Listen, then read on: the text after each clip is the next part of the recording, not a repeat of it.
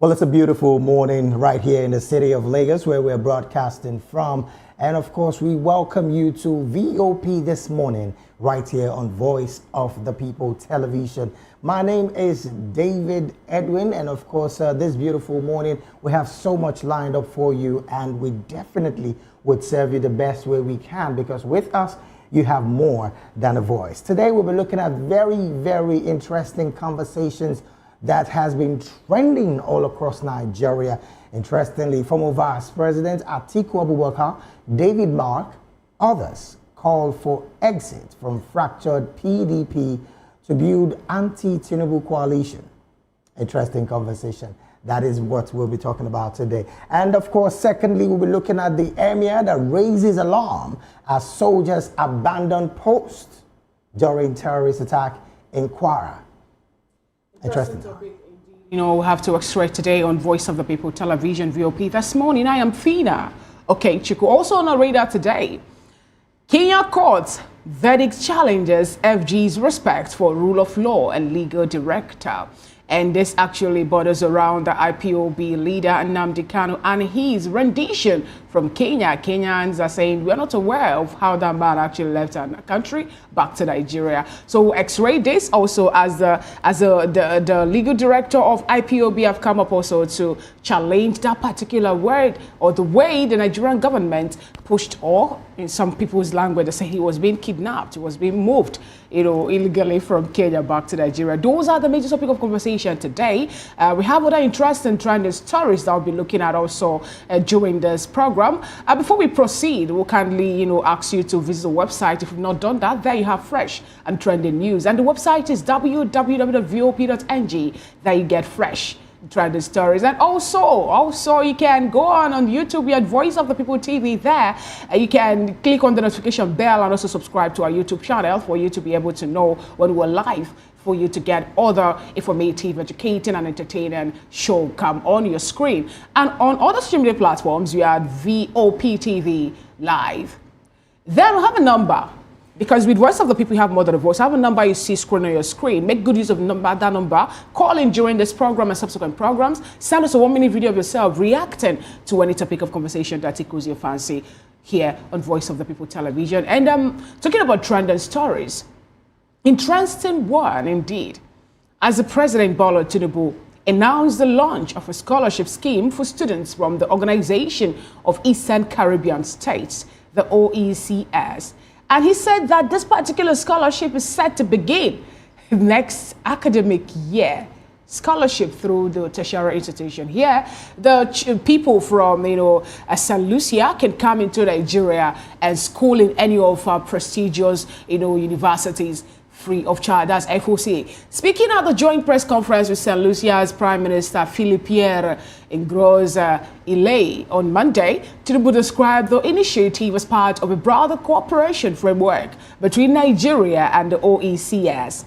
According to a statement by presidential spokesperson Bayo Ononuga, the scholarship program aims to strengthen people-to-people ties and also enhance collaboration in education, trade and development. The children or people of Nigeria are expected to go for nail fund, go and get a loan, and then you go to school. And when you're done school in 2 years' time, you'll be able to pay back this loan, or else you'll face legal action against you and all that. Then we're still having issues with that. Nigeria is passing through economic wars, as some people have come up to say. The likes of Oshomole tied the particular war to the ways and means printing of the same APC government, which you know, according to what they say, that government is continuing.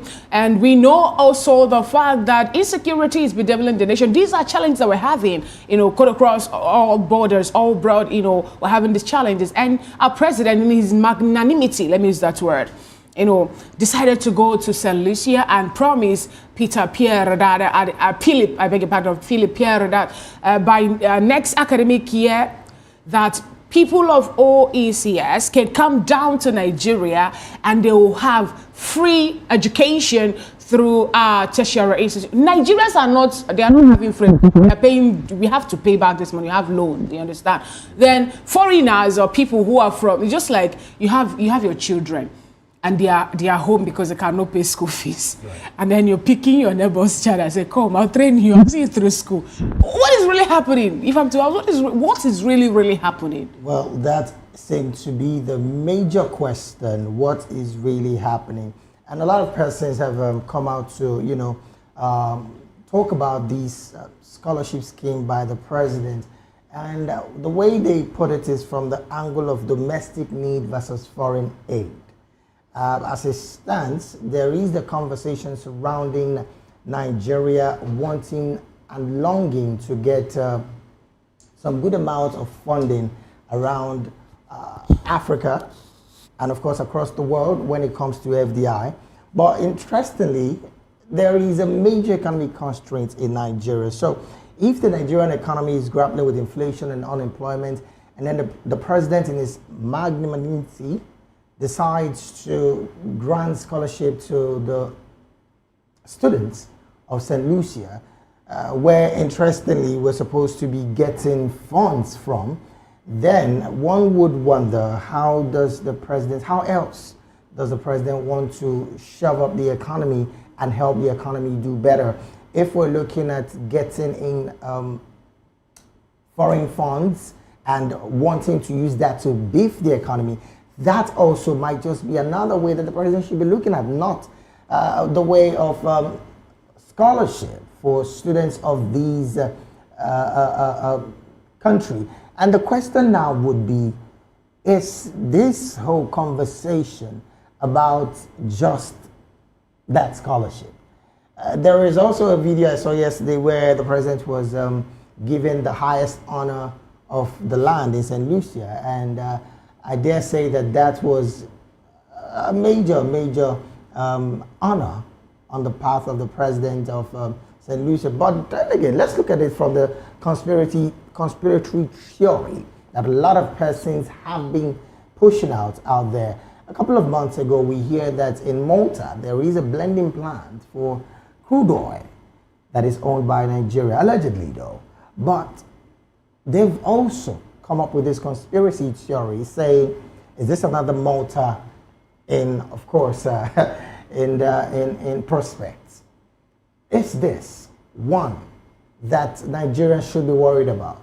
But again, it's a laudable, I want to use the word laudable now, maybe loosely, laudable effort by the president for bilateral relations on the path of him wanting to grant scholarship to the students of St. Lucia. But we'll see how that pans out, how they tend to go about it. I mean, it's not for Nigeria to borrow more money. You're asking how are they going to go about it? We borrow money every time for our budget to start with David. Right. We borrow money to make sure that, we show our budget for us to be able to take care of all that is being needed there. And then we are still complaining. We're still trying to find our footing. We're still battling with such. And then the president has to go all out to say, we want to bring in more. For me, I see that to be like, you've not really been able to take care of your own household. Charity begins at home. You've not done that actually. And you're going outside to bring in more work, to bring in more people. We're looking at Nigeria, 250 or 230 something million people, and then St. Lucia, I think over 180 or there are about 1,000 persons.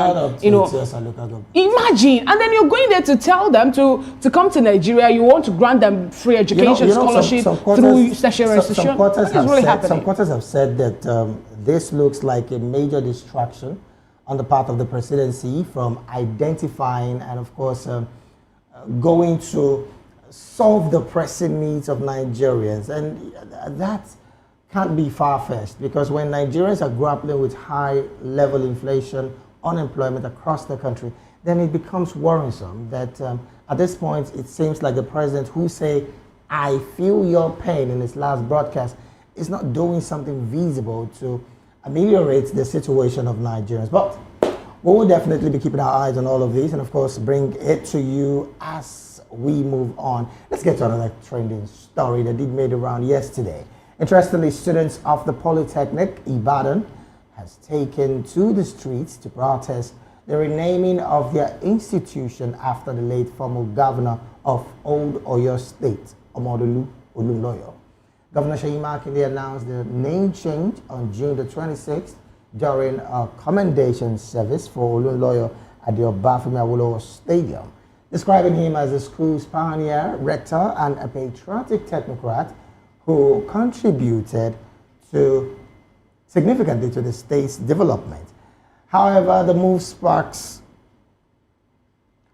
outrage among students who staged a protest on June the 1st, blocking the institution's main gate and the busy Sango Eleyele Road, leaving commuters, residents, and staff stranded and causing major traffic disruption in Ibadan.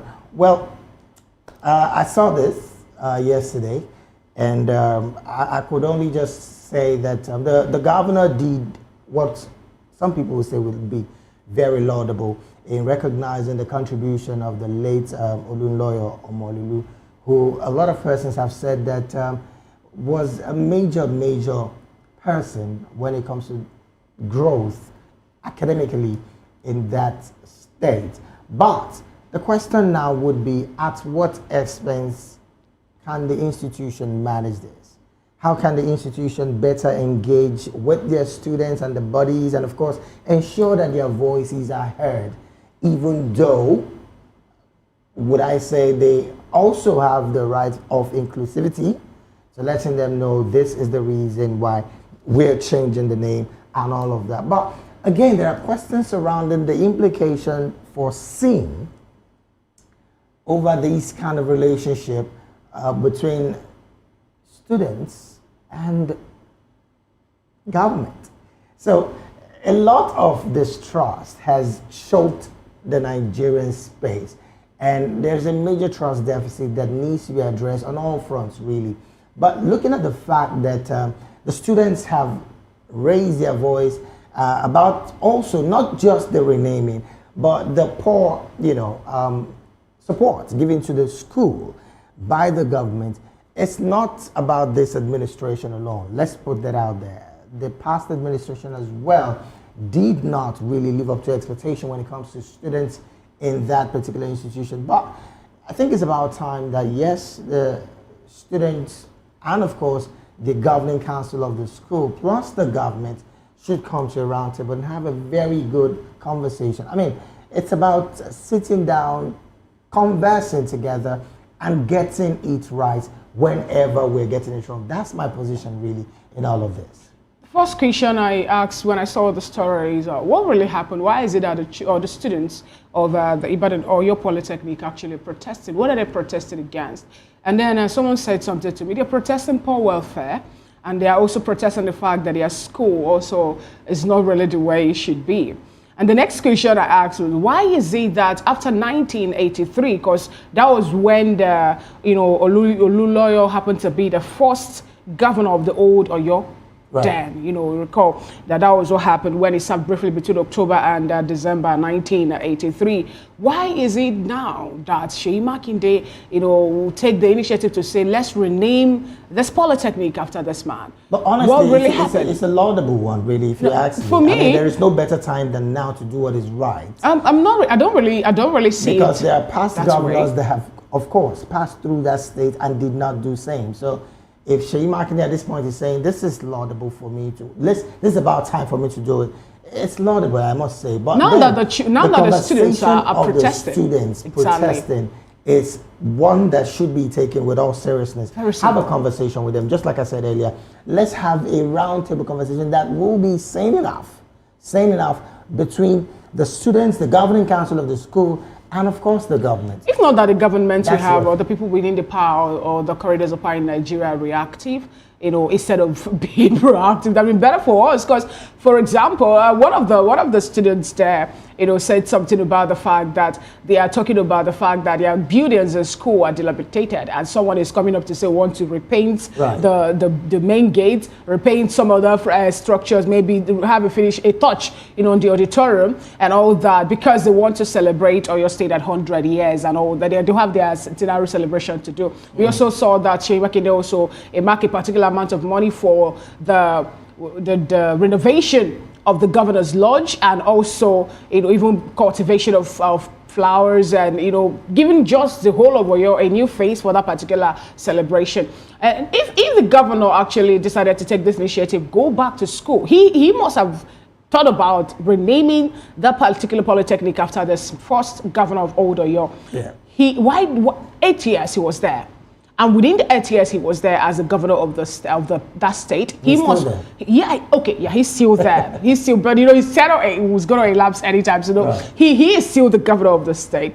Now, what stops him from thinking? He knew he was going to organize this particular celebration, the centenary celebration of the state. Why is it that he didn't go to the school to give the school a new face?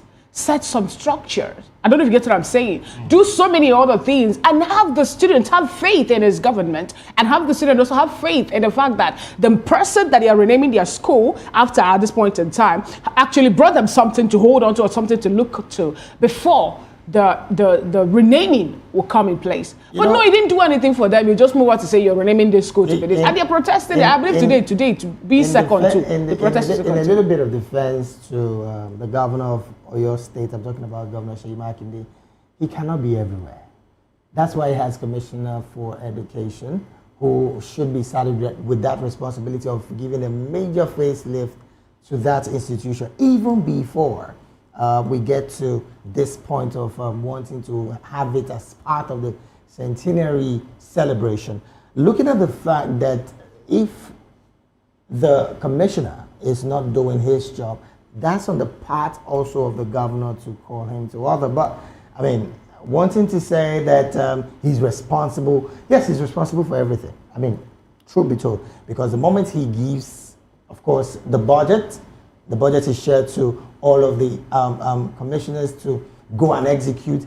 It simply means that they should do their job. But again, truth be told, engagement of the students. Who stabilized the bulk of the whole thing? Okay.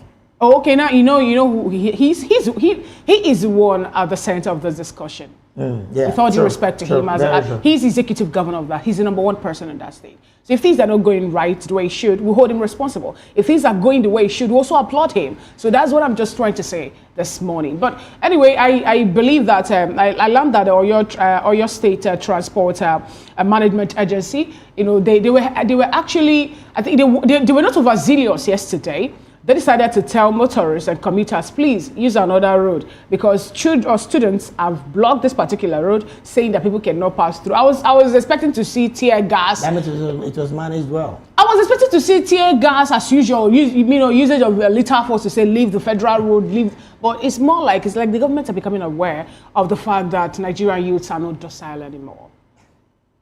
Interesting what I must say. But then it is a conversation that is ongoing when students and of course government and their governing council in the schools should have a major sit-down conversation to do better from where we are. All right, let's move to another conversation. The Kano State chairman of the New Nigeria's People's Party, NNPP, Hashim Dugunrawa, has dismissed reports suggesting that former presidential candidate Senator Rabiu Kwankwaso is planning to defect to the All Progressive Congress, APC.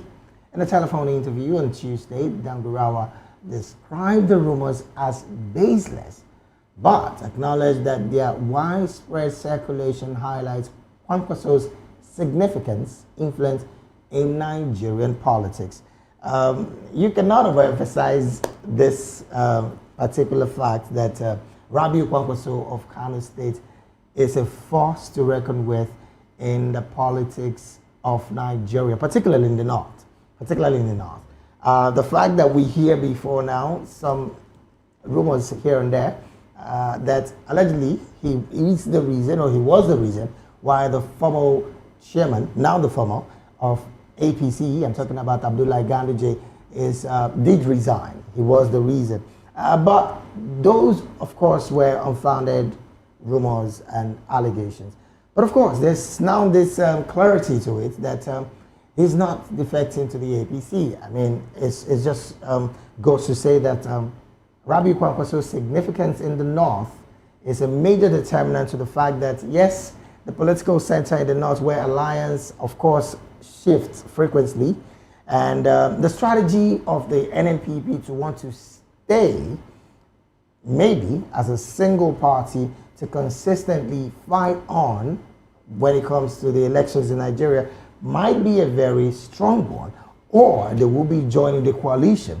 These are more questions that are begging for answers because, hey, Rabi Kwankwaso planning to defect to the All Progressive Congress is presently debunked. It is not going to happen. In fact, it's been tagged as a baseless rumor, and we need to put that out there. But again, if Kwankwaso were to defect to the APC, how might that reshape the political landscape in the coming general election? Would that maybe, just maybe, are we going to be seeing Rabi Kwankwaso as the vice president to President Bola Tinubu? Because we hear also that there's been conversation about the fact that the president might not be going again with Shettima as his vice. All of these, again, like I said, are just alleged rumors all around the place. But when it comes to political conversations like this, interest is major. And sometimes some of these interests, you would not believe it up until they come staring you in the face. But all I have to say is this, it's not enough for Dungurawa to come up to say it's a baseless rumor. How I wish Dungurawa would say, tell Nigerians now, if Rabi Kwankwaso venture moves from NNPP to APC, hold me responsible. I think we'll actually buy such. Yes, I need politicians to stop politicizing everything. I need them to stop playing as if to say Nigerians are dumb, that we don't really know what is happening. Politics is a game of I know it's a game of interest. So why will he come up to start telling Nigerians that it's a baseless rumor and tomorrow we see Kwankwaso move over to APC? Kwankwaso left APC for NNPP, for crying out loud. Nothing is impossible in Nigeria political space. He migrated from the APC or Progressives to NNPP. And he could not tell the people of Kano State, or he did. I also was expecting that he would come up to tell the people of Kano State that the words of Ijo Marondibo, who happened to be the national vice chairman, Southeast of APC, that told Nigerians yesterday that the likes of Rivers State, Kano State, so many other states he made mention of, their governors are moving over to APC. Dungurawa did not tell us, no, that's not going to happen. But he just come up to say this is a baseless rumor and went for that to say, now see the politics in it. But if that actually plays a good role, that shows that the widespread circulation highlights Kwankwaso's significant influence in Nigerian politics. If he's to tell me, Fina, if Alhaji Rabi Kwankwaso move over from NNPP to APC because of his own interest, which you believe, if they, like some persons have come up to say, they serve you this particular thing, I'm talking about the position of the vice president, or, on a platter, you gladly grab it because we know that Nigerian politicians don't even have the ideology. They don't have party ideology, as the case may be. All they have is political platforms. And another thing they're thinking about is their personal interest too, So if he's to come up to say, if he venture migrate or move back again to APC and leave NNPP, and also the governor of Kano State, or push everybody. Now, Rabi Kwankwaso is the national chairman. If it's to push everybody back to APC, that's a massive movement. Just the way we saw what happened in Delta State with Sheriff Oborevori and the entire team moving to APC with Ifeanyi Okowa, who happens to be the then running mate of Atiku Abubakar. If Dungurawa is to say, no, we're not going to see this happen before the 2027 election, and if it happens, then I will retire or I will resign from the political space of Nigeria and go and rest. I will I think Nigerians will actually hold. He should stop defending what we believe actually is more like defending the undefendable. He should stop it. Well, the truth be told, that just like I said earlier, politics is a game of interest, and if the interest is being pushed to Kwankwaso to move back to the APC, which of course he definitely would give his terms and conditions. If all of those terms and conditions are met, there is a possibility that he might defect to the All Progressive Congress. But let's look at the fact that he was a member of the APC before moving, and of course having to be the leader of the NNPP in Kano State. We know how significant the 3Ks of a state are in the north. Kano, Katsina, Kaduna, the KKK states. If one of these states is added to the APC, because as it stands, of course, the Kaduna state is already there with the APC, and of course, Katsina state.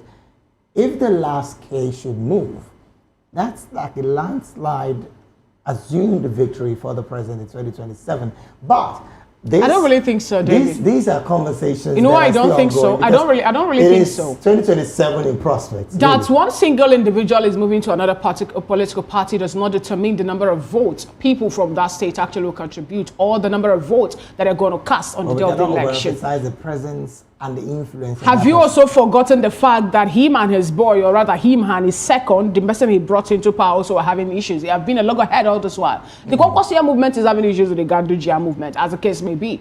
Yes, it is there. Political godfatherism has been playing out the way it's been playing out. Before he was the one who actually did some job. I'm giving it to him. I have been in Kano State for so many, like basically me in Kano, as the case may be. But he did something there. He did something while he was a governor. And at the end of the day, what happened? He brought in Ganduje. And then at the end of the day, what happened? Two of them, they fall apart. To the point that there were even issues that happened at the airport and all that. Then finally, the same person made, rather, because of the permutation, or rather the stories we're getting about him moving over back to APC and all that, Ganduje could say, I cannot be the one in charge of the party at this particular time. It's not going to be good for the party. So he resigned for him to come in. So we have factions already playing out at this point in time. Don't forget also we have the people from the Northeast who are also aggrieved over the fact that they want to take out their son and bring in another person whom they believe is more viable. Right. So these are the things we need to look at. Individuals, you have just one vote. The other votes relies on the majority, the other people, Nigerians. So I believe Nigerians are the ones that will go out there to cast their vote, not the people who are crossing or migrating or cross-carpeting. Well, that again is a reality that we need to consistently tell ourselves. Nigerians are the ones who would go out there to cast their vote. And definitely individuals are, their influence are very visible. We cannot take that away. But yes, these conversations are still ongoing because it's 2027. It's not far from now. We'll see how all of this develop as time goes by. Well, let's take a quick break right now. When we return, we're looking at the front pages of the national dailies, what they are saying this beautiful morning. You best want to stay with us. We'll be right back.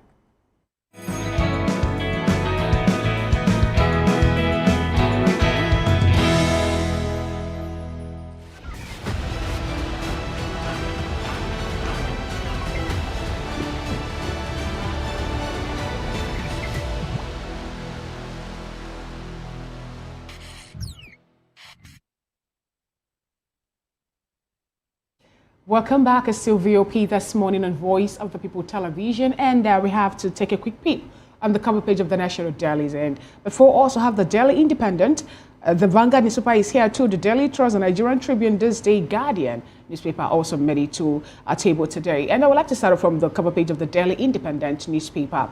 Beneath the masthead, the major or the banner headline there reads, Atiku, Mark, Secondus, PDP bigwigs ask members Nigerians to join coalition. Right after that story say APC government is now a disaster, must be voted out. Indices of development have collapsed. Life now hell in Nigeria.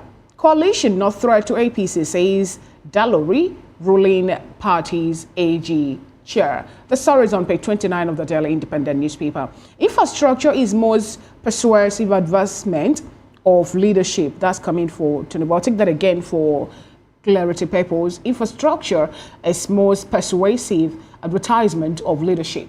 That's coming from the president himself, Tinubu. AKK gas pipeline, NNPC announces successful crossing of River Niger. French government doles out £38 million for ICT infrastructure in 10 Nigerian varsities. Tinubu names former Nasarawa Governor Al-Makura board chairman of UBEC. Dangote's initiative will stimulate economic growth. And we have another bold headline there that reads, INEC set to release new guidelines on reviewing declared results. And the bottom strip headline reads, subsidy cut. Buhari didn't undermine Tinubu's government. That's coming from Garba Shewa, and the story is on the page 6 of the Daily Independent newspaper. Well, from there on, let's move to the front page of the Guardian newspaper, where the banner headline there reads, 2027, Northern PDP leaders settle on ADC as preferred coalition platform. You can find all of that on page 6 of the Guardian newspaper. And I like the fact that the Guardian have those men, the pictorials there. Atiku Abubakar, you can find him there. David Mark, El Rufai, Tambuwa, Ado, and of course Lamido. These are strong men in the northern politics of the country. All right, beneath that pictorial, there are other headlines. Obi flays St. Lucia's highest honor. Ninth commander title on Tinubu. You can read it up on page 4 of the Guardian newspaper. Reps tickets may cost 500 million naira. Post-election litigation, 1 billion naira. I take that again for emphasis. Reps tickets may cost 500 million naira. Post-election litigation, 1 billion naira. Well, other headlines: Ondo governor's quest to probe Akeredolu's death sparks controversy. Ondo's governor's quest to probe Akeredolu's death sparks controversy.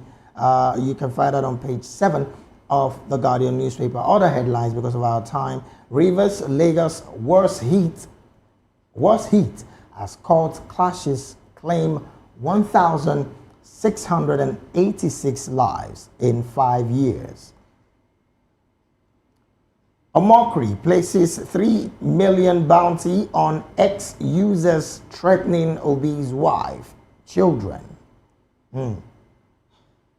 Operators demand tariff increase to stave off 6 trillion naira gas debt. Well, these are the headlines right there at the front page of the Guardian newspaper. Well, because of our time, this is where we have to draw curtain on the front pages of this beautiful morning. Let's dive into what we'll be looking at this very, very morning. One of our major talking points: Atiku Abubakar, David Mark, others called for exit from fractured PDP to build anti-Tinubu coalition. These and more we will be talking about just after this quick break. Do stay with us.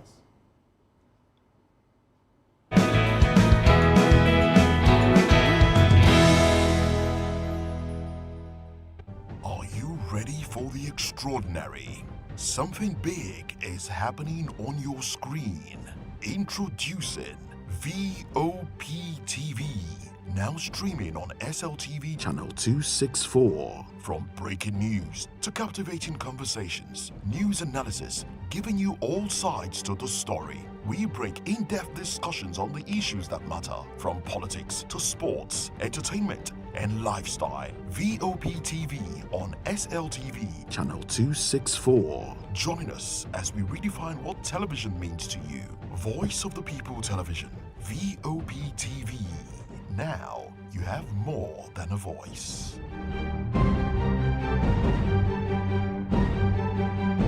We encourage you to click on the like button and subscribe to our YouTube channel. We are Voice of the People TV. Also follow us on all our social media platforms. We are at VOP TV Live.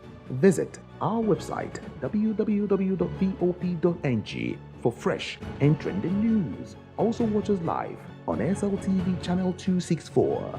VOP TV, Voice of the People Television.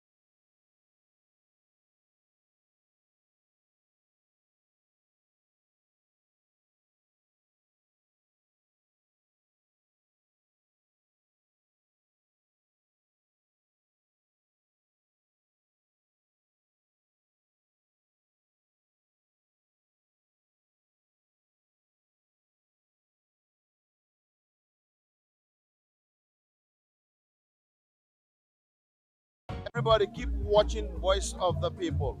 All right? Love you all. Hello, sweetie. What's going on? My name is Kiki. Keep watching VOB TV. Thanks. Hey guys, what's going on? Olumide Oru, the Fresh Prince of Lagos here, and this is VOP TV, guys. Hello guys, I want you to please keep on watching VOP TV.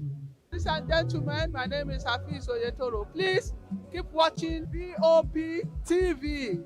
Shout out to VOP TV. Very big shout out to the fans and lovers of VOP TV. My name is Tayo Faduro. I'm an actor that you are gonna live to love. Keep watching. Cheers. Hi everyone, so shout out to VOP TV.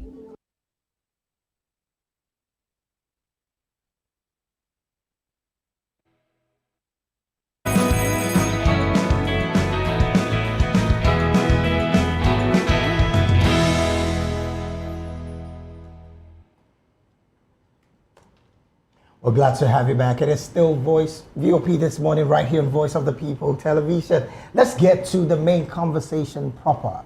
Former Vice President Atiku Abubakar, ex-Senate President David Mark, and other key PDP figures under the banner of the concerned PDP leaders have begun mobilizing a new coalition to challenge President Bola Tinubu and the APC ahead of the 2027 election.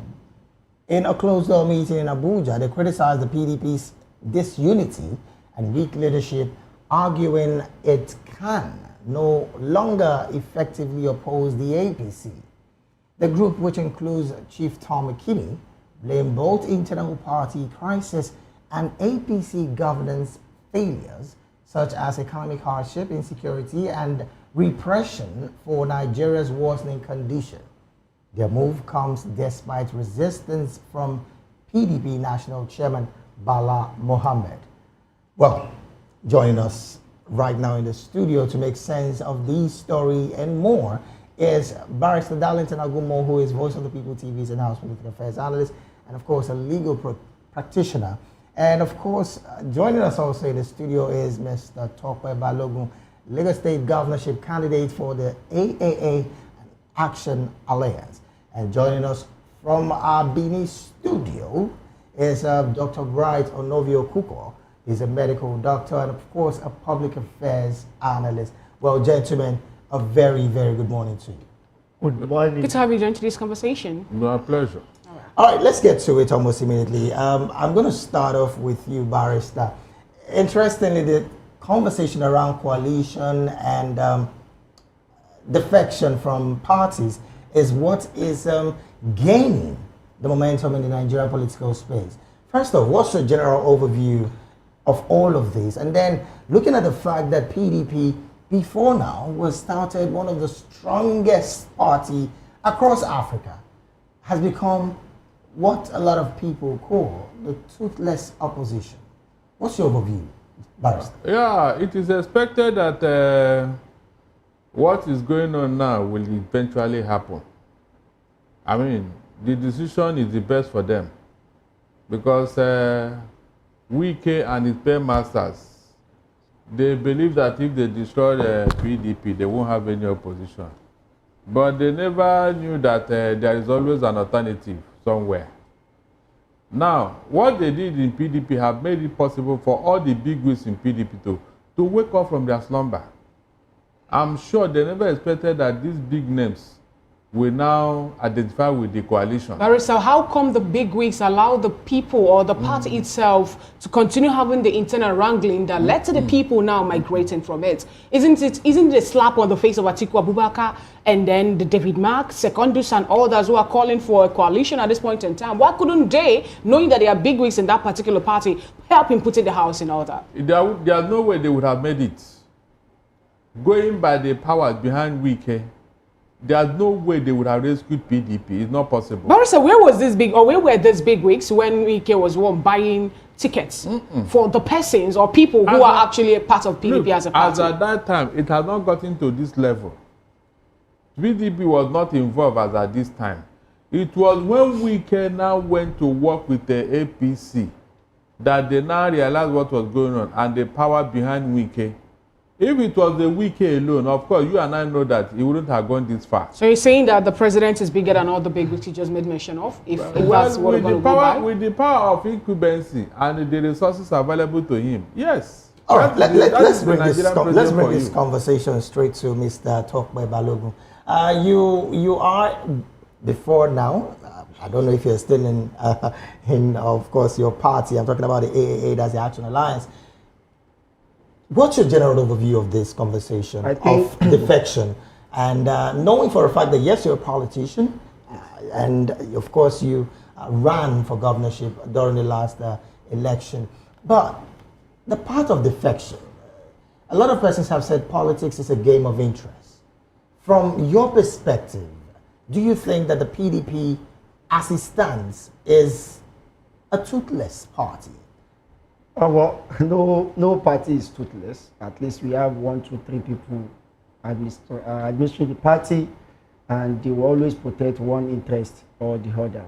But it's not a new thing that we are having a party major stakeholders migrating from a major opposition party. It happened during AD migration, where the incumbent president mobilized his whole block of people in AD to AC, and they formed AC. But when they couldn't get what they wanted, they aligned with others to form a coalition, and they batted a new political party, which eventually unseated the former ruling party, PDP, who is also now in a state of comatose. So I was a part of the formation of that APC. I was the former state secretary in Lagos State for CPC. So I was very active in CPC, but we couldn't win by our own strength in 2011 election. Even though the former president, the middle past president, had a lot of support from the north, and he had a lot of generic voters. But then he couldn't do it all by himself. So the best thing for a politician or any political structure that wants to actually attain its goals is to look for people of similar interest, and they combine their efforts. There is no way PDP is going to win on its own. And if the people that are holding PDP by the jugular presently says they are not ready to migrate as a party to form a new political party, people of individual interest has their agency to move. Nobody is tying anybody's interest, or nobody is tying anybody's future to any political party. So they have the right to choose between perishing together in a sinking boat, or using the lifeline that is given to them, and which I think is what is happening. And nobody that is status as a politician will continue to be with the PDP at this moment. And if you are not going to be with the PDP, you are not going to the ruling party, it is better you find people of similar interest, combine efforts, and look at what is going to happen. You made mention of similar efforts now, Mr. Tobe. Now, look at the people who are championing and talking about this coalition movement. Okay. We have the likes of former Vice President Atiku Abubakar, yes. And then we have the likes of Erufai, who happens to be the former governor of Kaduna State, and then one-time minister too in Nigeria. And to bring it back again to the likes of David Mark for PDP, Secondus for PDP, and a whole lot of other Nigerians also talking about this particular merger or coalition. Yeah. Now, do you think this is going to, in any way, sail through, given the fact that the people of Kaduna, for example, are yet to recover from what happened when Erufai was their governor, talking about the killings that happened in the southern Kaduna and all that, and to bring it back to Nigeria in a broader view, where people are not all that happy with the likes of Atiku Abubakar over the role he played in Nigeria during the time of Olusegun Obasanjo as the president of Nigeria. Now, do you think that these people who are championing this coalition talk or permutation should be the one to do it at this point in time? Well, if you have to consider every individual's past and rules, then General Muhammadu Buhari wouldn't have become the president of Nigeria. We are talking about politics. Politics is about having the interest protected at all costs. Even at the detriment of the people. I'm talking about the people not being happy with all that's happening. You can't be talking about the detriment of people because they are running on another platform at this moment. They are running at another, they have another stake. Same individual they are having flying a different they kite. are having another stake at this moment. So what new are they going to bring? They were governors at that time. And as of today, they were no more governors. And they are not going to become governors. They are coming to govern a country. People who cannot man the activities of a state at the point in time. No, we're looking at it in general. There are different situational approach to issues, and that is what we should be considering. As of today, what happened then possibly continue to happen in another gap.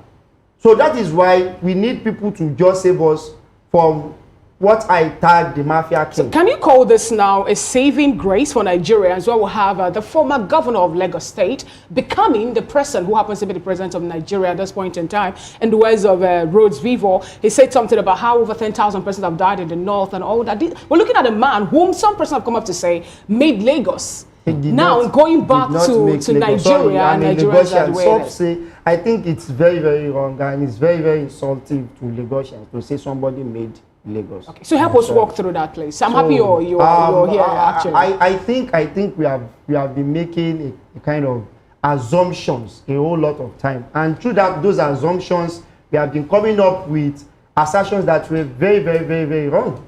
Because if you look at the former governor who is now the president of Lagos, look at the 8 years he used as the president as the governor of Lagos, and points out 5 major changes that he effected that made life easier for Lagosians. You can't find them. See, all those things all these things I'm talking about are fact, are statements of fact. People that came after him, he leveraged on the fact that he is their leader, or was the leader of some of them. Okay. So he was only leveraging on their own personal achievements. So they had achieved those things by their own, not that somebody made them. So when you say moreover, there had been Lagos before the emergence of our incumbent president, and there will still be Lagos even after him. Now, So can you take away the influence of the sitting president now from Lagos politics? Influence. We're looking at the activities that have happened within Lagos at this point in time. We're looking at the Lagos politics, the government, and everything in general. You can only talk about his influence on Lagos government, not on Lagos politics. Because in Lagos politics, his influence has really gone through so many deductions. And he has been reduced. In the last election, in his own elections, he lost. All right, I would still come back to you, Mr. Tokwe. Let me bring it to Barrister right now. Barrister, this conversation has been ongoing about defection and, of course, the PDP having to be depleted from his stead.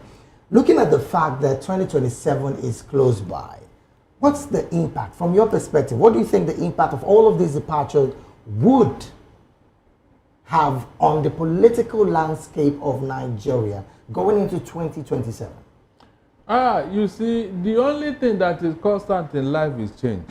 Let nobody be deceived. This is the first time in the history of this country that there will be so much coalition against a person. Not even party, a person. All this coalition is all about remove Tinubu from office.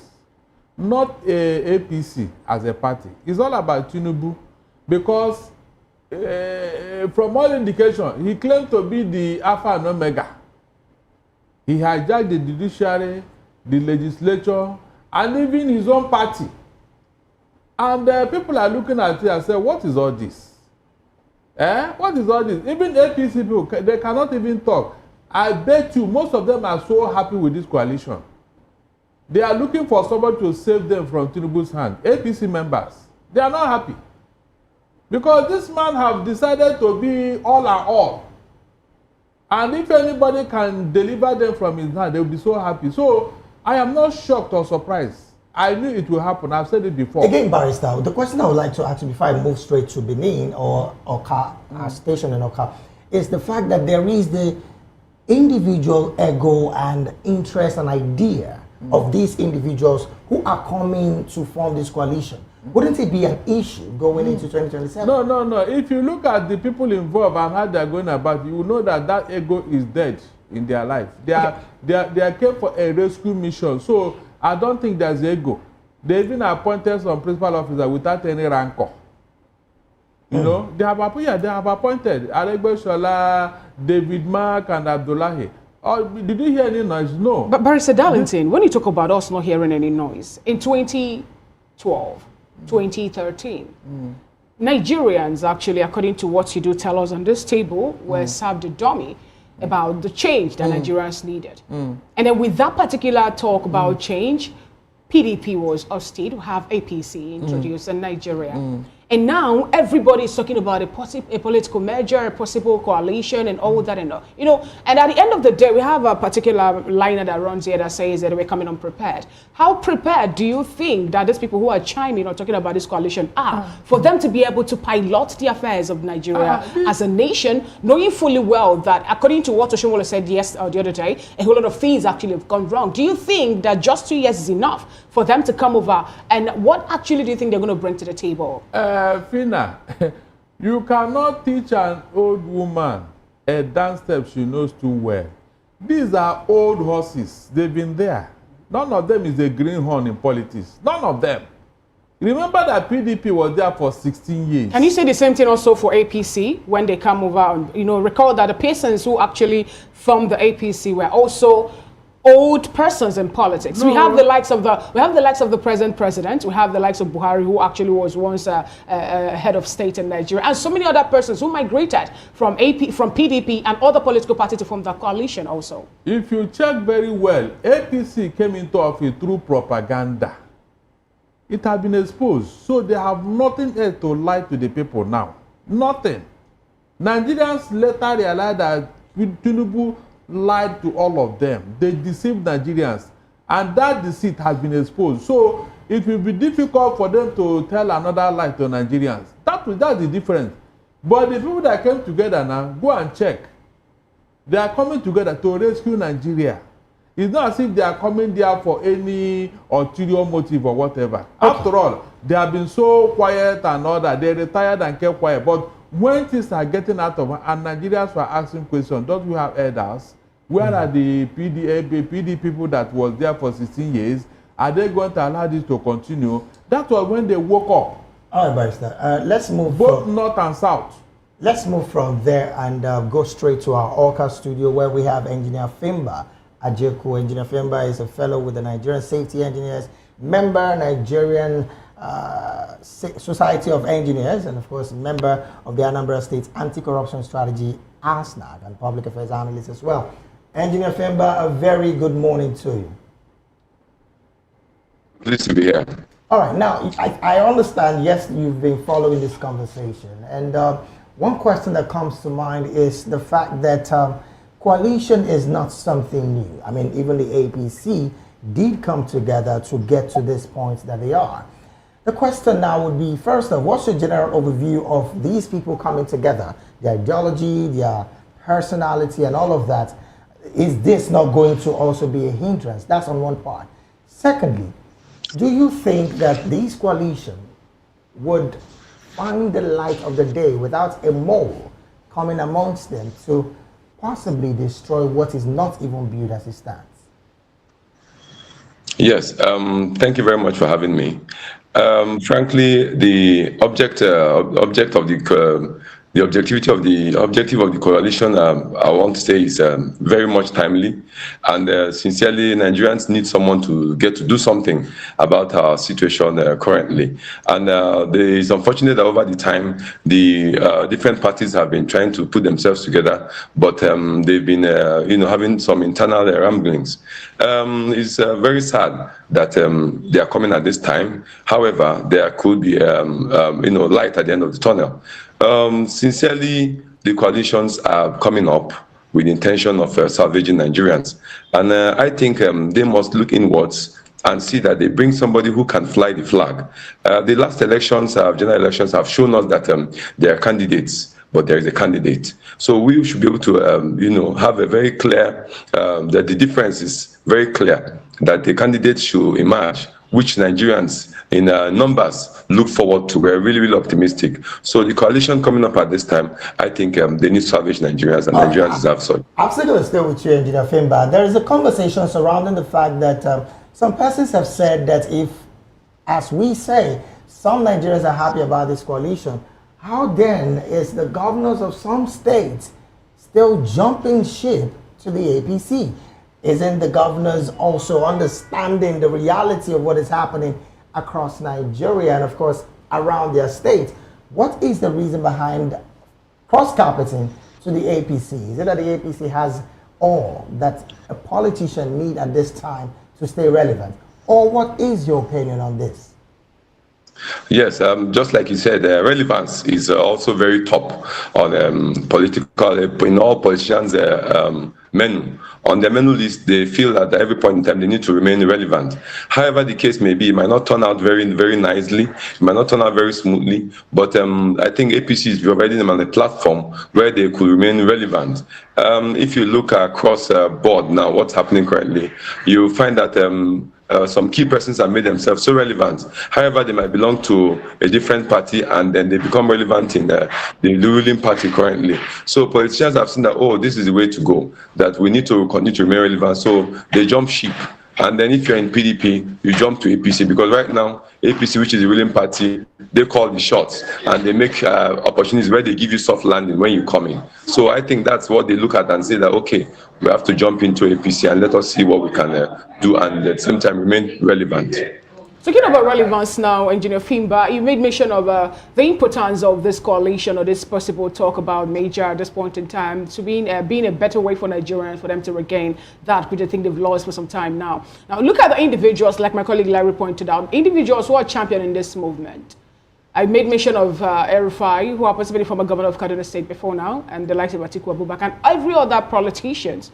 These are the people who have spent so many years within the corridors of power. Can you help us actually, walk around if you have any idea of a new thing that they're going to bring to the table at this point in time with this coalition talk and measure, what they did not or couldn't do for Nigerians when they were within the corridors of power? How then do you think that they'll be able to bring those things back again on the table for the betterment of Nigerians now at this point in time? Well, frankly, I think every day provides us with a new opportunity to do great things and make a better circumstance for ourselves and our families and our community and society at large. So they are seeing that another day that has come, another opportunity, of course, has unveiled itself. So it's across board. Regardless of whatever they may have done in the past, sometimes you like to also liken it with what the religious, the Bible tells us. Every day is an opportunity for you to be forgiven. So if they have done some things that are not very suitable or they're not palatable to the Nigerians, I think they have an opportunity to, to make something up and then let Nigerians see that, yes, they could do better than what they did last time. So I think forming a coalition with such persons, which you have mentioned their names, they certainly know that some of them may continue to be the way they used to be. Some will have an opportunity whereby this is an opportunity whereby they can turn a new leaf and do something better for Nigerians, because posterity will tell us about them. We will have history, and some of them would like to have their names written on the good side of history. So I'm not only discrediting them, but I think they have an opportunity, very rare one, to see that they make Nigeria better. And of course, if they're forming coalition and they are part of that coalition, they must push things as much as possible. The key persons you have mentioned, of course, we know them, they are the forefront. However, there might be other ones who are within the team forming the coalition. You've mentioned Atiku, El-Rufai, and then of course IPOB, who is a major champion in ensuring that Nigeria flies high. Ensuring that Nigerians do not live the way they used to live anymore. Ensure that Nigerians get out of those very terrible situations, circumstances, hunger, insecurity, and all whatnot. Interesting point. You made mention of Peter Obi there, Engineer Fimba. You made mention of Peter Obi. Now, the question is this: we have a talk surrounding him accepting to go on a one-term bid. It's if the coalition is going to be possible one, that he might go for one term and then hand over to the North. What is your take on that particular statement? Given the fact that Atiku Abubakar also says something about putting it in writing at this point in time, that he want to be the one that will go first, and after that he will leg the South continue or take over in 2031. Just help us, give us your opinion on this particular one, because I would like to get Mr. Tope's opinion also on this. Yes, frankly and very quickly, I think if P2P may have brought such on the table in discussions, with the coalition, forming the coalition, I think he will be very genuine about that. Sincerely, P2P, like I said sometime in one of your programs here, he is not desperate, and certainly he is not desperate. I've read in between the lines. P2P is not a desperate man. He will never be a desperate man on terms of leading Nigeria. Some other politicians could be desperate because we know them. And we've seen them over time. And certainly we may not vouch for them that they will not turn away from agreements or, some gentleman discussions or gentleman's understanding.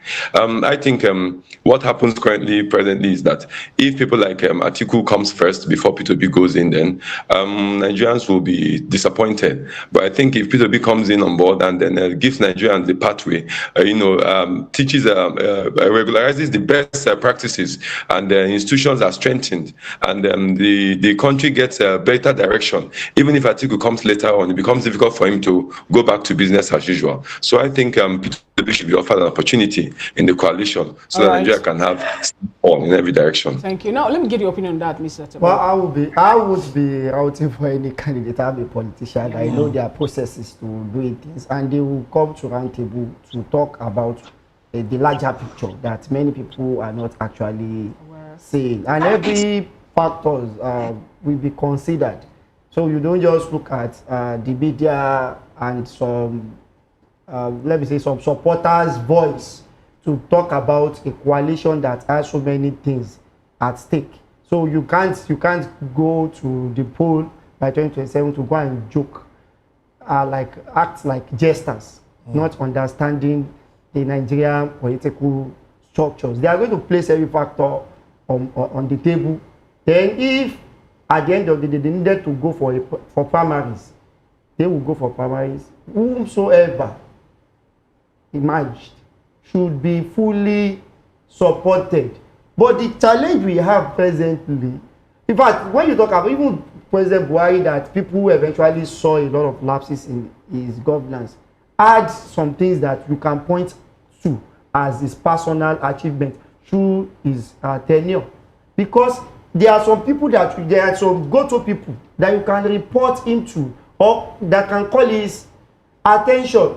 But here we have a mafia king that you don't even know the person that you can report him to. That, okay, this person has done this, please help us talk to him. This is what we have. We all have psycho fans here and there around him. But now we are talking about people that have been there before, that have worked as ministers, they have been in the presidency at a point in time. Like that engineer said, they had the opportunity to rebrand themselves, to represent themselves to the world, and many of them are even possibly close to 70, more than 70 years.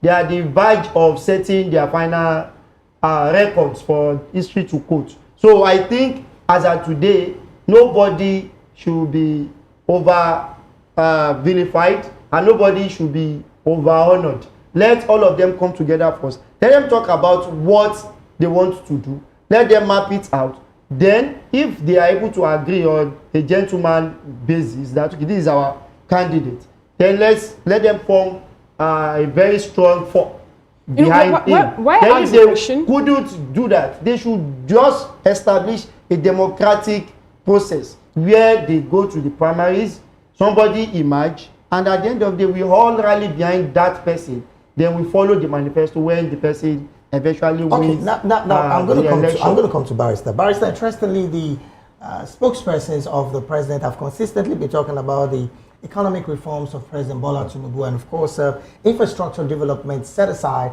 and the plans to do better from where they are presently. Also noting the fact that they've also accused the former president, who, again, is a member of their party. But then, looking at the fact that they've been saying, when it comes to foreign direct investment, they've done well enough above what the former president did.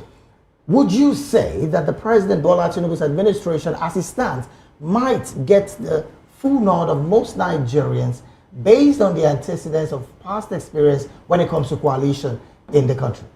To tell you that APC is on the way to the Golgotha, did you hear or see anybody trying to coalesce with them?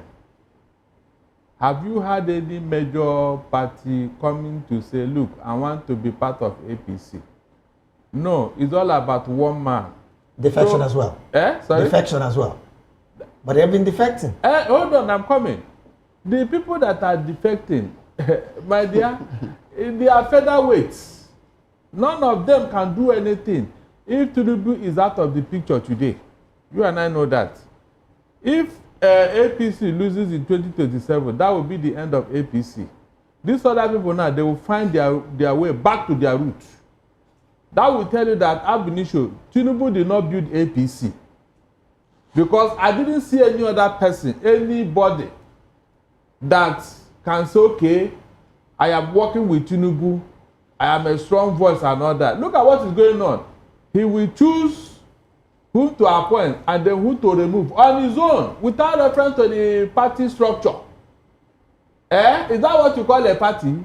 On his own, he determines who will stay and who will leave. What happens now if this particular person is no longer in the party? What happens to that party? You and I know what will happen. But the president's spokesperson, Barrister, did say that these people came on their own volition. They were not coerced by anybody. I mean, from all indications, you can see like Ganduje. Didn't you see how he was disgraced out of office? Hold on. But he cited health issue, Barrister Darlington. Sorry? He cited health issue to be the reason of his resignation. Sorry? He cited health to be the reason for his resignation, Barrister Darlington. No. You know the truth. Look, when these people tell you something, don't go to bank with it. The check will bounce. Don't go to bank. Have they ever told you any truth?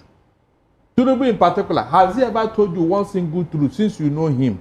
Mention that truth. You were here when Belarus came up. And people now went to their smartphone.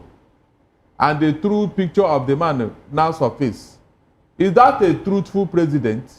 So please, whenever you want to verify issues, don't listen to what they are telling you. Well, Barrister, you know what we're saying this is the fact that even the party's chairman, or I'm talking about NNPP chairman, Hashim himself come up to say that their principal is going nowhere, that he is still with the party. He's not migrating back to APC as a case may be. So I don't think it's really the president talking at this time. It's another individual talking that Kwankwaso Rabi is not going. When they fly this kite, listen, when they fly this kite, they check the mood of the people, whether they are in tandem with what they are saying.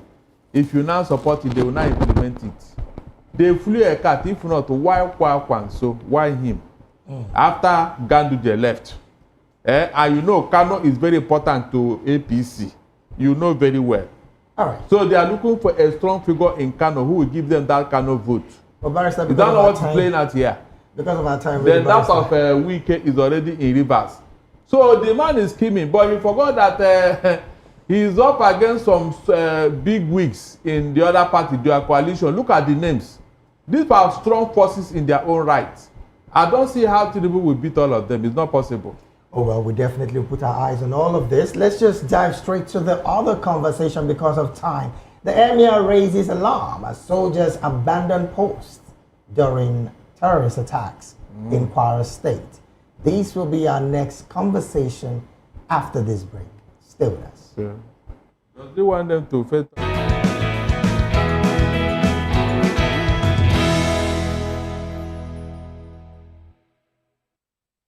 Is a state of complete physical, mental, and social well-being of an individual. It's the fundamental right of everyone to enjoy the highest attainable standard of health, without distinction of race, religion, or political belief. On VOP TV, we bring you Health Check, a show that x-rays different health issues and provides solutions with the help of experts in the medical field. Join us every Saturday, 2 p.m. on Health Check. Health Check on VOP TV. Your health, our priority. To know the happenings in the maritime sector, join us on the program Maritime Frontiers on VOP TV as we discuss key areas in the maritime sector, from aquaculture, maritime transportation, maritime labor regulation, oil and gas exploration, ferry and passenger insurance, marine pollution and prevention, port operations, and lots more. Join me on Sundays every 2 p.m. to 3 p.m. on Voice of the People TV. Maritime Frontiers, exploring Nigeria's blue economy.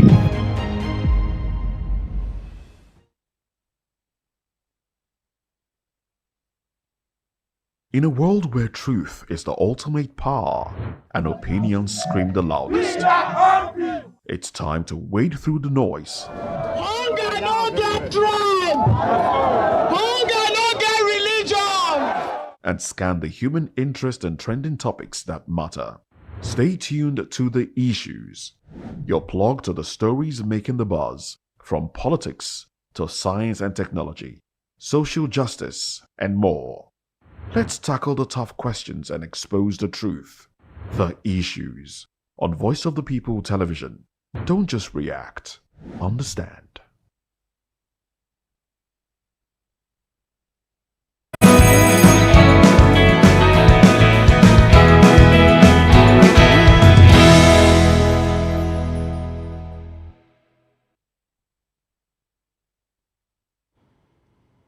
We're glad to have you back. It is still VOP this morning, and let's get to the other conversation. The Emir of Yashinkira, Baruntain local government area in Kwara State, His Royal Highness Ambassador Dr. Alhaji Umar Sariki Usman, has condemned the conduct of military personnel stationed in his community, accusing them of abandoning their duty post whenever terrorists strike. In a candid interview, the monarch expressed deep concerns over the worsening security situation in the region. He said the few soldiers deployed are ill-equipped, inexperienced, and often flee on foot, leaving behind their motorcycles whenever gunmen attack. The Emir lamented the failure of the government to provide promised reinforcements and noted that local vigilantes with limited resources now bear the brunt of community defense. Well, we still have with us in the studio Mr. Tokwe Balogun, Lagos State governorship candidate for the AAA Action Alliance. And joining us virtually is Dr. Bright Onovio Kuko. He is a medical doctor and, of course, a public affairs analyst and a political analyst and commentator. Also, from our Orca studio, Engineer Fimba is still with us. And again, I want to say thank you, gentlemen, for being here. Let me come to Dr. Bright. I don't know if he's presently with us, but I want to hear your general overview of these particular conversation. The part where soldiers are not equipped enough to deal with terrorists and the lives of Nigerians are at stake. Isn't this worrisome, and what can be done? Plus your general overview of this conversation. Well, I will still say again, is pathetic because it's a very big challenge related to our security agencies. When I heard that report, I have to go, when I read down, I have to go up again to kind of let me understand. Yes, he may cry about the soldiers in that section, but the fact is, what are these soldiers working with? Without proper training, without proper equipment or gadgets, most especially communication gadget, the soldier man is different. It's just like me and you. The uniform does not change anything. It is the amount of knowledge and information that he has and the intelligence support around that actually make him the soldier that he is to be able to combat crime. But we have situations whereby people are ill-equipped, inadequately informed, and even their efforts are being sabotaged. So talking about those soldiers who were sent to that session, it is not them. It should channel, the cry should be to the chief of army staff, because and of course, whoever the minister, and of course the president, because that part of the country is still part of Nigeria, and people are facing terrorism. And these are some of the things that our president has used to campaign. He used insecurity to castigate the previous administration. Now he's on that seat. What is he doing? Because I keep saying nobody should come tell Nigerians or cry to Nigerians. They should do something. Even I don't know who I don't know so much about the MI, you know, as the case may be. But some of these bandits are tethered to a particular religion. What are they saying? Just as they are trying to say, oh, soldiers flee or soldiers are doing this, soldiers are doing that. They should also condemn the actions of these persons. These persons, they have brothers, they have sisters, they came from a family who are perpetuating this evil against the country. What are they saying about it? Are they also come to say, okay, this is our community, let us see to what we can do? But the blame remains on the head. The president should do something about this because he is the one that said, or whosoever said it, that insecurity is on that person. That insecurity, terrorism or whatever stays beyond a particular time that some persons are involved in it. I am tired of reading or talking about all these attacks and lamentation. The president knows what to do. Dr. Bright, interestingly, you did mention that the bulk of the conversation goes to the head, who of course you would be referring to the president, but in the light of government's investment in military resources, billions of naira being thrown into the military, and of course you would recall that some jets were bought just a couple of months ago. Interestingly, the president is still staying with his service chiefs. In other words, he's giving them the vote of confidence that they are doing well. Would you, on your part, want to x-ray and help Nigerians understand the position of the president, if you can, with these kind of conversations surrounding insecurity in Nigeria, plus the fact that the CDS has once said that there are some saboteurs in the military? See, if you kill one armed robber in your area, about 5 or 10 will run away. But if you handle them with kid gloves, they will use your area as a place where they will be gathering. Talk on paper, talk on news, we buy jets, we bought this, we spend millions of naira. That is not what we want. The body language, the tone from the top is still not there. The tone from the top is still not there. People are not being dealt with. Like I think somebody mentioned on this studio some time ago, these groups who are rising up, let them come from another religion and see the actions that some of these military persons would take. Why? Because we don't even have, let's take over the SAT over here. We don't believe in destroying lives and so many other things. So we're not even prepared for attack or whatever. But all this is saying, all the comments from the president, as far as I'm concerned, because he claimed, and we saw that he has been in the struggle, trying to say we want the best for the people. This is the time he should act it. If he was bold enough to talk during the military era, now we are in the civilian role, and he is the one in the seat, on that seat. He should give the needed directives. One thing we should also note is that for the fact that things are not reported does not mean that they are not happening. So trying to also gag the press or gag information is another challenge. That people should not maybe report what is happening. Like what happened in Benue recently. It was not in the mainstream media, but somebody went and brought out those videos before started generating reaction. So for the fact that it's not reported or people don't get information about it, does not mean it's not happening. But what we want is true, what we need is true result, true action. All right. True result and true action indeed is what Nigerians need, Brother Dr. Bright and Atiku. Let's bring Engineer Fiba Jogu join this conversation. Now, Engineer, just a few days ago, over 17 soldiers were killed in Niger State. And then our president is in St. Lucia.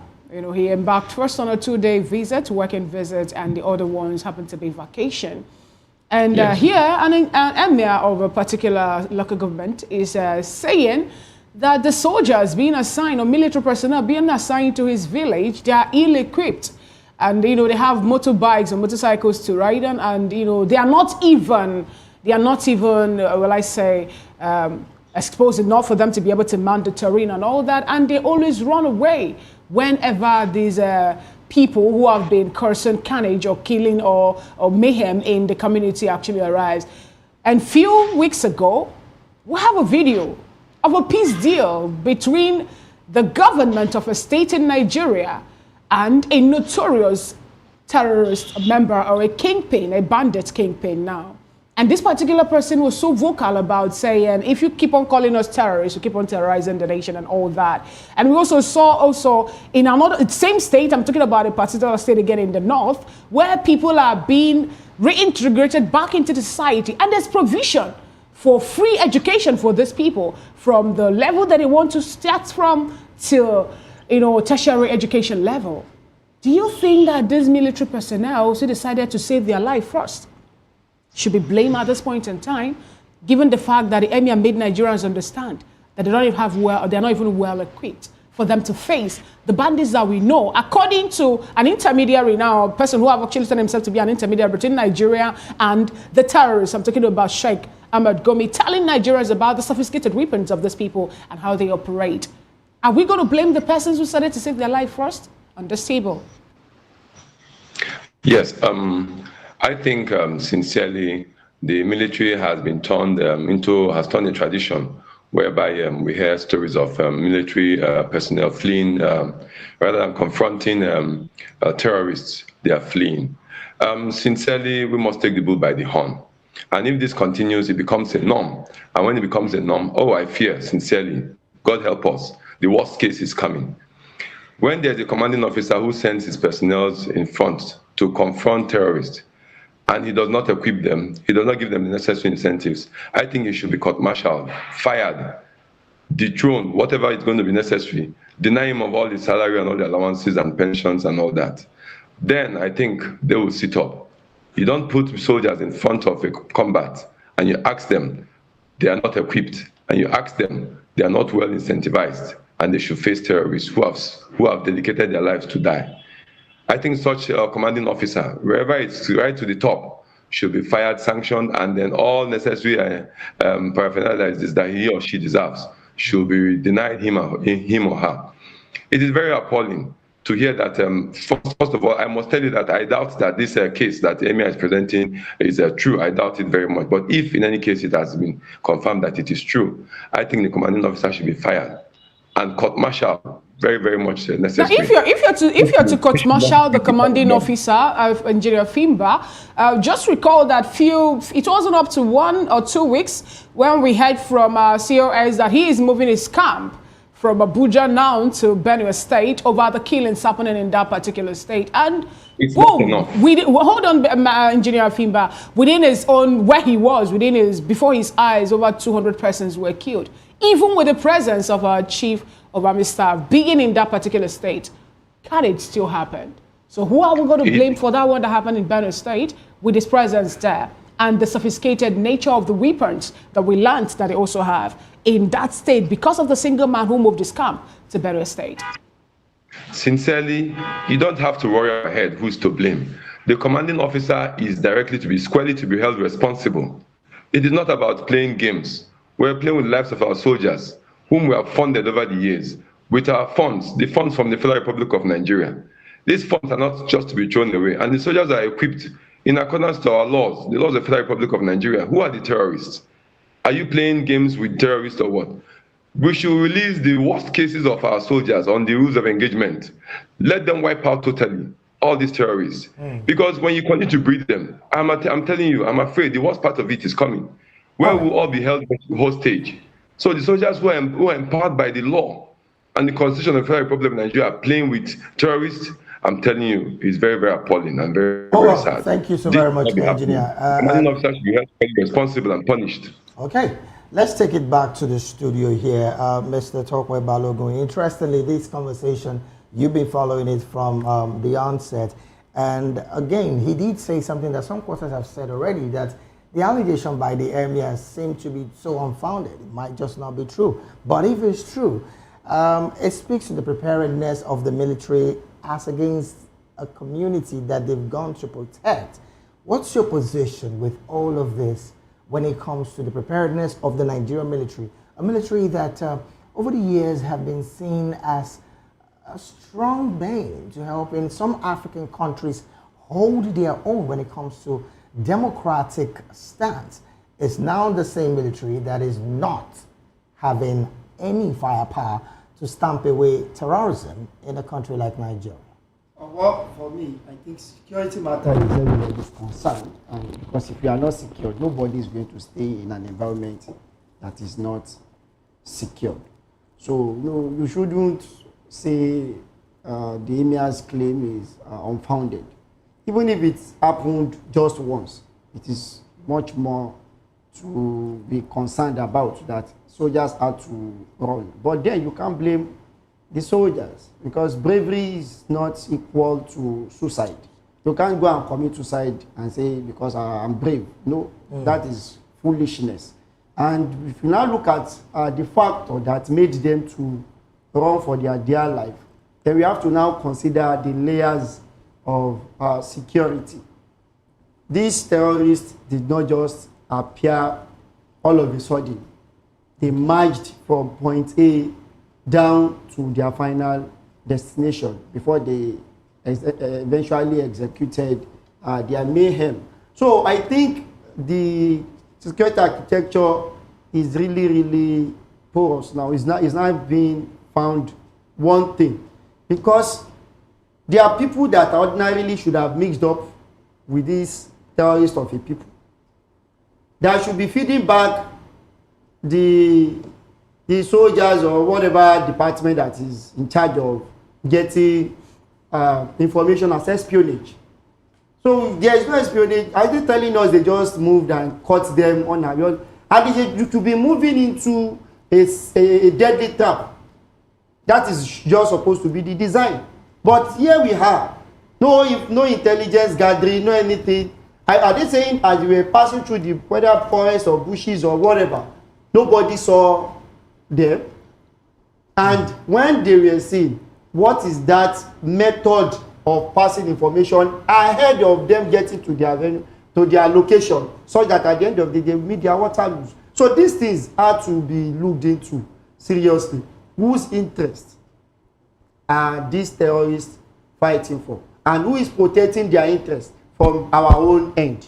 Such that at the end of the day, it now makes us look like sheep, chickens that can just be slaughtered at their whims and campuses. So okay. I think it should be investigated. And everything about security matters have to be from what we call willpower. Those are the ends of affairs. They must have the willpower. Because there have been allegations, counter-allegations about some people at that top echelon of military military agency, or what you call them, the military forces in Nigeria that are sabotaging the efforts of lower cadre, what's it called, end of troops or whatever, that they will come back and say they catch up social and so they had a call that they must be released. So these things are all over the media that military men are coming out to use the platform of the opportunity of social media engagement to lay serious allegations against the forces. And this is something let's just stay with these allegations, like you just said. Yes. We've seen some military personnel come out using the engagement of social media to want to voice their grounds about not being equipped enough. Yes. Now, the president is the commander-in-chief. And from the Constitution, like you know, one of his primary objectives is to protect lives and properties. At this point, how would you rate the president when it comes to security in Nigeria? He's below par, definitely. He went to where people were massacred and they were doing show. I was just surprised that people were massacred and you declared holiday. People were now welcoming, as in a situation that should be a full or with mourning. People should mourn. People should see that we are having a sad period. The president should not go there flamboyantly. Don't be flamboyant. Should go there like somebody that felt so bad that under his watch, people were killed and slaughtered without any resistance from his own military men, because they were made to to be vulnerable.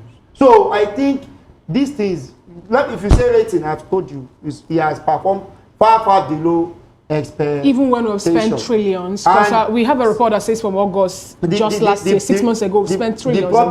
The problem is this nepotism of a thing.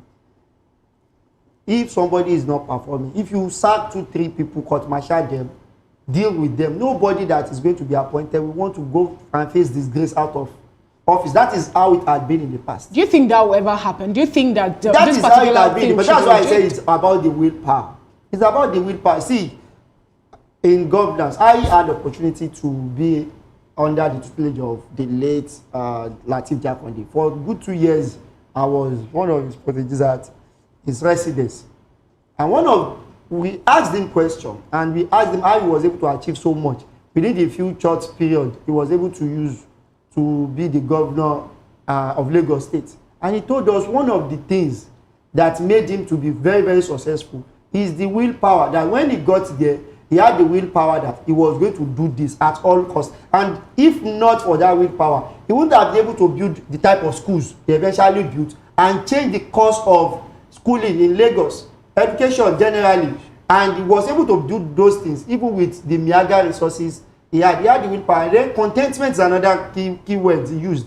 He said, if you are not contented, immediately you get to that seat, you will be overwhelmed by the inflow of money that you are going to be having access to. So if you are not contented, the money will just be coming and you'll be diverting, you'll be misappropriating, you'll be embezzling, it will be leaving people, because you have embezzled. It will be very, very uneasy for a kettle to call another kettle black. And that is what is happening. Again, I just wanted to get your opinion on the fact that some persons are talking about the issue or the insecurity moving from the north down to the south. Yes. You know, to the point that it's more like, some have come up to say this is more like an ethnic cleansing.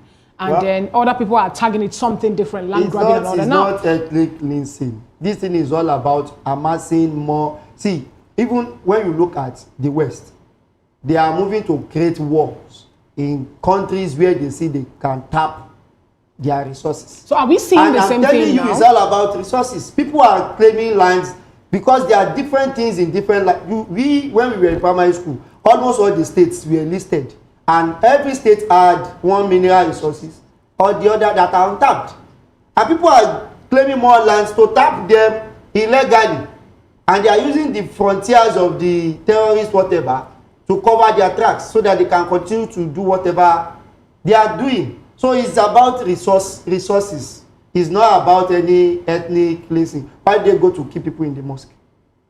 Why they go to kill anybody that voice again? Okay, like I'm a Muslim. Now, we've seen people that are imams that were killed because they did sermon against Boko Haram. They went and killed them. Not because of religion. It's because they are protecting the interest. Because if the imam continues to say it, people will get more conscious. The recruitment process will become depleted.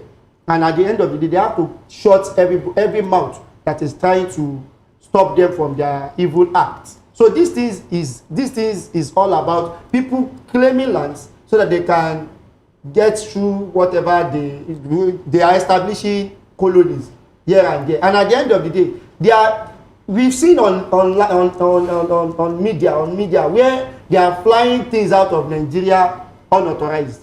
They are parking goats in Zamfara. Immediately you hear that the governor is very serious about tackling those people that are extracting our goods illegally. The terrorists will strike. Immediately the terrorists strike, it will be a distraction. So does it mean that Nigeria as a sovereign nation now is overwhelmed to fight all those it's people not coming into Nigeria? Don't have the so what I'm asking is the fact that you said people can even volunteer when they know that. That's why you see some villages, they are already tackling the terrorists and winning them. These people that you are calling terrorists, they are human beings like us. So give some people some training. They have the bravery, even though they are not in the army, they are not they are not part of our soldiers. They have the bravery to confront them. And nobody wants to be unsafe. Nobody wants to be unsafe. That is why in our houses we want to use every means to protect ourselves. We put on the CCTV camera, we put on gates, we put on whatever security, we put on alarm, we put on everything. Nobody wants to be unsafe in his own environment. So if the real power is there, the government can always combat them headlong and take over and reclaim all the lands that belongs to Nigeria. It's about taking up lands to extract resources for their paymasters. They have paymasters. It is not by their, they don't have the connection. No, these paymasters. They don't have the connection to get are we looking at those Nigerians as their paymasters or foreigners as their paymasters? They can be anybody in connivance with Nigerians. Because when we talk about people becoming rebels, they have a network with international community that give them support. And that is when you go to history, when Nigerians were fighting Nigerians, I won't say Nigeria was fighting Biafrans. Nigerians were fighting Nigerians back then. Okay. Some people were supplying for people at a particular end, and that same set of people were still supplying. It's all about business. Okay, talking about Biafra at this point in time, we have to go over to the third topic of conversation, and it borders on the IPOB. Kenya court verdict challenge FG's respect for rule of law, and this coming from the legal director of the indigenous people of Biafra. We'll go and touch this particular story, this topic, after this quick break. Please do well to stay with us.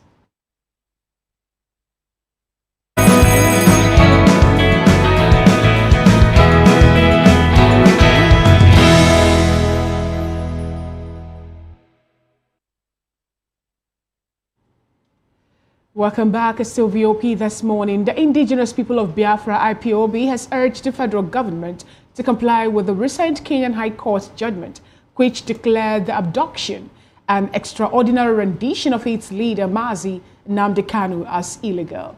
Barrister Onyedikachi Ifedi, IPOB's Director of Legal Affairs, stated on Monday that the ruling serves as a judicial indictment of the Nigerian government's actions and the critical test of its commitment to the rule of law, human rights, and international legal standards.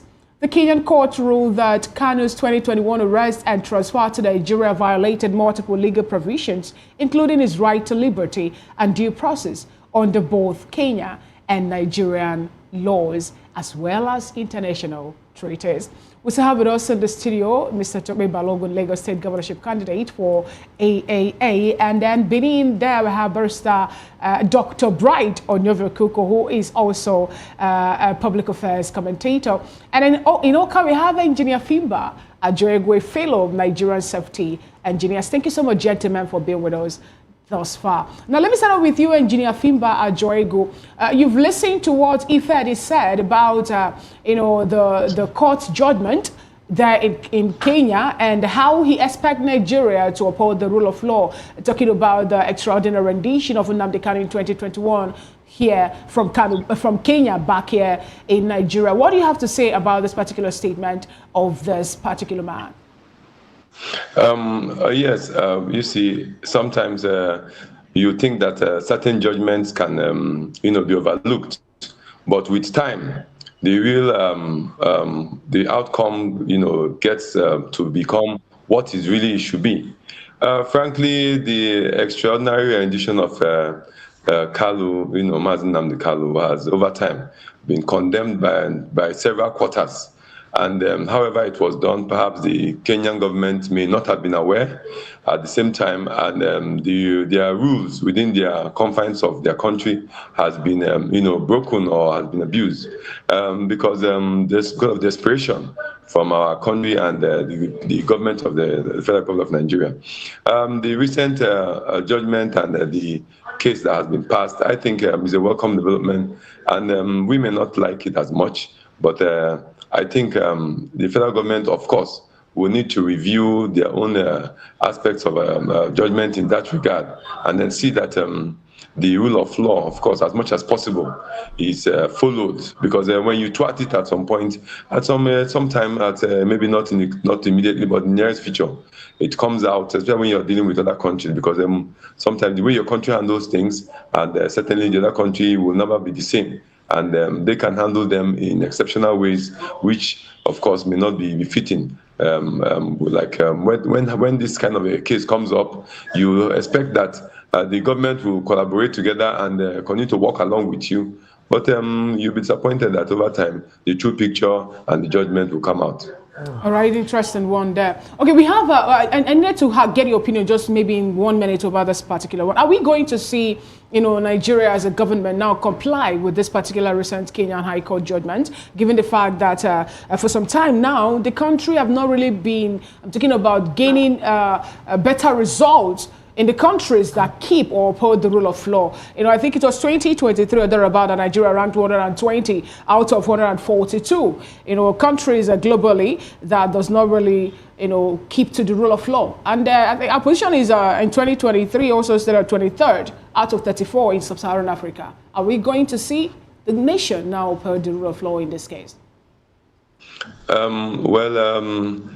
doubt very much because over time, it's unfortunate that precedence has shown that the rule of law has been thwarted, especially from the executive arm, right from especially when the past government under Buhari were in power.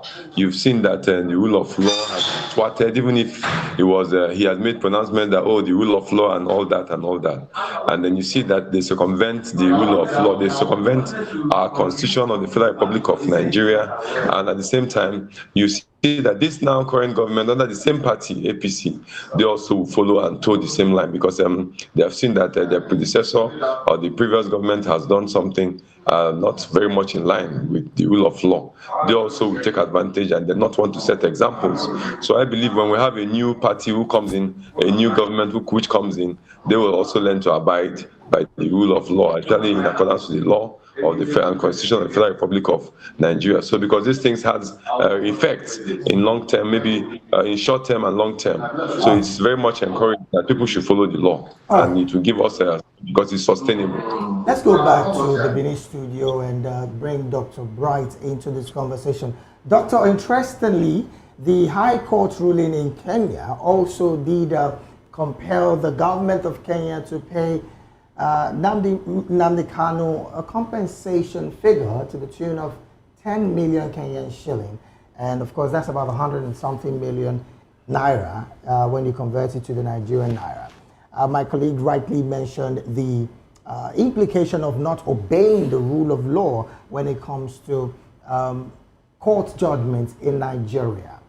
Do you think there is going to be a major implication following the case of Nnamdi Kanu in Nigeria that has been closed by the federal government? And of course, we await the next line of action from the court. Do you think there might be some interference coming from these judgments in Kenya to deciding the fate of Nnamdi Kanu in this conversation? Well, talking about rule of law, over time we've seen that our government has not actually done well in that regard. Even internal court case coming from federal high courts have not even been obeyed. So I still doubt if whatever will be coming from Kenya will also be obeyed. It was not only Nnamdi Kanu. In fact, the case of Nnamdi Kanu, he was in detention without trial. It was not until recently that the trial even started, and I believe maybe they're already getting wind of some information from outside before they have to commence that trial, and only God knows how long that trial would take.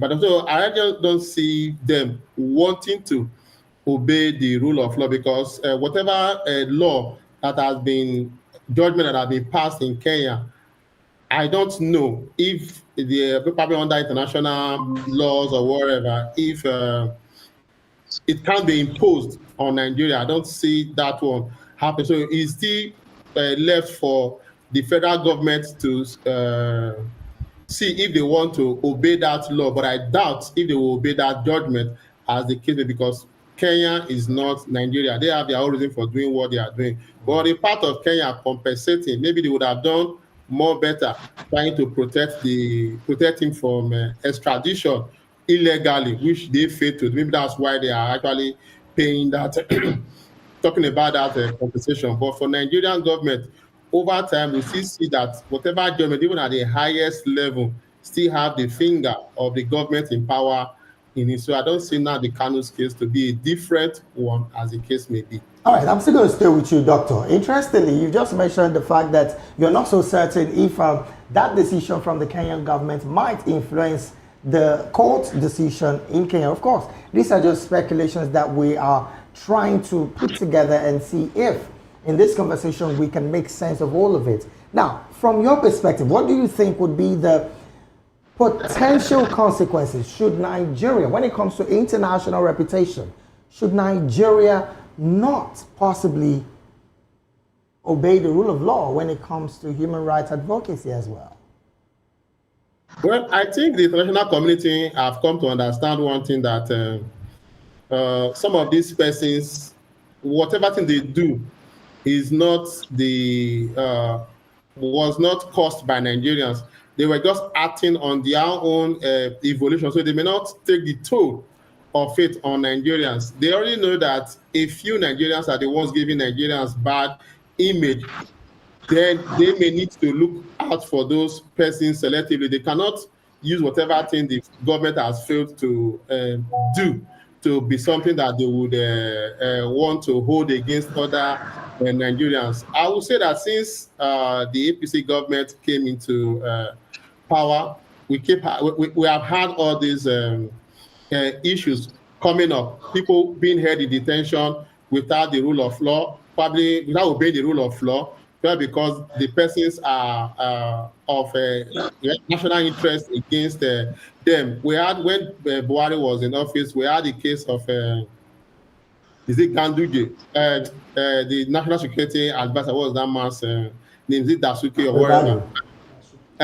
Okay, Dasuki. Yes, Dasuki. He was held in detention perpetually, despite the various court judgments. He didn't come. Now the Kanu was handed over to from Buhari down to Tinubu's government. Well, good enough, he was in detention in Buhari's government. There was no case ongoing. In Tinubu government, case has started. So I believe the international community will also understand that it is not a decision of the whole of Nigeria, but a decision of selected few not to obey the rule of law. And over time, it has not actually affected those persons in question. Like I said before, Kenya may not have the power to impose, nor is there a bigger body in Africa that will now say, oh, Nigeria, there is this case that Kenya High Court has judged, you need to obey. Just a selected number of persons doing what they are doing in Nigeria. All right, Barrister. All right, Dr. Bright, thank you so much. Let's bring it to the studio. Mr. Tobe, let's get your general view on this particular topic of discussion. For me, when human beings come together to make laws that they want to use to govern themselves, it makes them distinct from other lower animals. So that means it is animalistic. And for you to have somebody implementing something that is not part of our laws, that is not part of any agreement, it is animalistic. And such person should be rebuked, that you can't be behaving like an animal in a civil environment. So definitely there are ways to go through things if people are having issues. Even other international communities have people that are having issues with them in Nigeria. They are not coming to Nigeria to kidnap them. We have seen cases of people that want to get somebody extradited to other. They will have to go through our laws. But there are some cases in court that person continue to push his case in court, that they cannot extradite him because he is not having such fallout with the country. But judging the complexity of this conversation. Judging the complexity of this conversation, the Kenyan court has ruled that moving Nnamdi Kanu from That is what I am saying, that moving him ab initio was wrong. Because there are processes to doing things. If you see, you can't be claiming to uphold justice and be flouting rules. It's not possible. Right. Because immediately you broke justice. When you broke rules, we have already established injustice. Okay. And the truth is, assuming somebody is a criminal, we have agreed that there is no mob actions, we must take the person to the court of law. The court must pronounce him or her to be a criminal, then appropriate the necessary judgment. So that is why at the end of the day, we see what had happened in the past as something that was very, very wrong. It is akin to the system of the military government, where they can just do so many things that you ask them, where did you see this? They will just bring up one degree or the other to back themselves up. But here we are having a constitution that binds us. We are operating a constitution. And if you are operating a constitution, does the constitution, then if you want to have a dealings with the international community, are there no processes? Why was Simon Ekpa not went for in Finland to go and be kidnapped? Because those ones may not really give them the opportunity to do that. They have a better infrastructure to protect people that are within their sovereignty. We have trampled upon people's sovereignty doing what they did. Now that the court has ruled, whatever rule has happened, I can call it, it is staged now because the deed has been done. American is already in Nigeria. They should pay the damages that they should sort it. Because of our time, really, this is where we have to draw anchor on the conversation. We really would love you to continue on, but because of our time, we really have to draw anchor here. We want to thank you so very much, Mr. Tokwe Balogun, for being here this beautiful morning. And also we had with us Dr. Bright Onyevokoko from our Benin studios, and also engineer Fimba Adiogu from our Orca studios. We want to say thank you so very much for being a part of this conversation. On behalf of myself, the entire backroom staff, and of course my colleague here, Fina Okechukwu, I want to say thank you so very much for being here with us on the show. And as we go, we would only say, do have an amazing day ahead. God bless Nigeria.